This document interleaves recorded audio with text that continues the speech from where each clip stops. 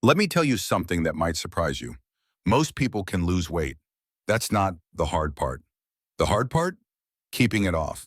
About 75% of people who lose weight gain it back within a year. And it's not because they're lazy or weak. It's because weight loss isn't just about food or exercise. It's about motivation and how your brain and body talk to each other. Now, we've all heard the basic rule, right? Eat less, move more. Boom, weight loss. But let's be real. If that actually worked long-term, would there still be a multi-billion-dollar weight loss industry? Probably not. So why do people lose weight and then gain it back? Here's the truth. Most weight loss advice focuses on calories, like it's some simple math problem. But your body, it's not a calculator. It's more like a thermostat. It has a set point it wants to return to. And if you try to go too far below that set point too fast, your body hits the panic button. It starts holding on to fat like you're preparing for a famine. Your hunger goes up, your mood goes down, your energy tanks. That's not a lack of willpower, that's biology. Now let's talk about motivation, because this is where things really get interesting. There are two main reasons people decide to lose weight. First, they want to look better. Think beach photos, high school reunions, or just fitting into jeans without doing squats in the dressing room. Second, they're worried about their health. Maybe their blood pressure's creeping up, or their doctor mentioned prediabetes. Maybe their knees are begging for mercy. But here's the catch. People who are motivated by looks tend to stick with it longer because they get feedback every time they look in the mirror.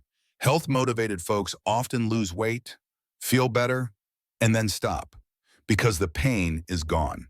It's kind of like brushing your teeth only when you get a cavity. Now, let's talk science for a second, but I promise to keep it simple. There are two ways fat builds up in your body.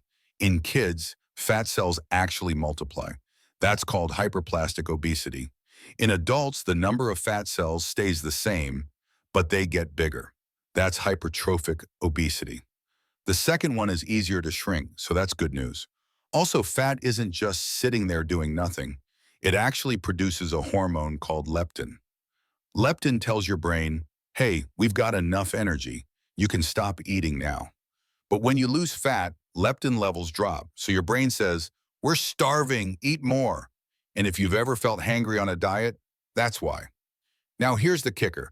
In people with obesity, leptin levels are high, but the brain stops responding to it. It's like yelling, I'm full in a room where no one's listening.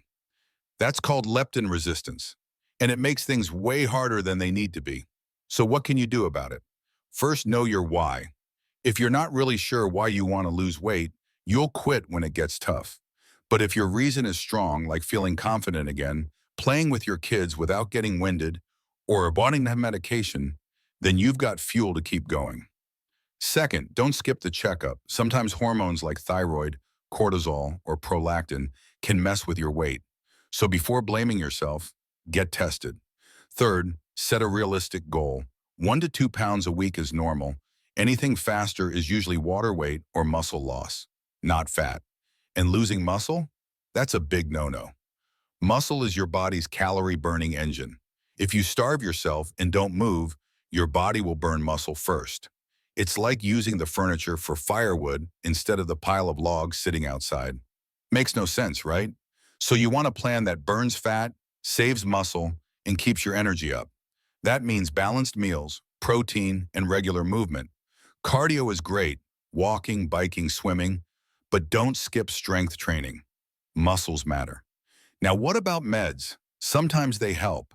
Metformin can reduce appetite and help with blood sugar. GLP-1 drugs like Ozempic or Wegovy, also effective, but they're expensive and not magic. They work best when combined with lifestyle changes. Finally, let's talk about maintenance. If you're motivated by how you look, you might not need much support. You'll weigh yourself, look in the mirror, and adjust as needed. For you, fitness becomes part of your identity. But if your goal was health, you might need regular check-ins, maybe monthly labs or just reminders of why you started. Because once your blood pressure drops or your A1C improves, it's easy to relax, and the weight starts creeping back. So here's the bottom line. If you've struggled with weight for years, you are not broken.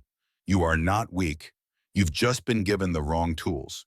When you understand your biology, find your why, and build a plan that works with your body, not against it, everything changes.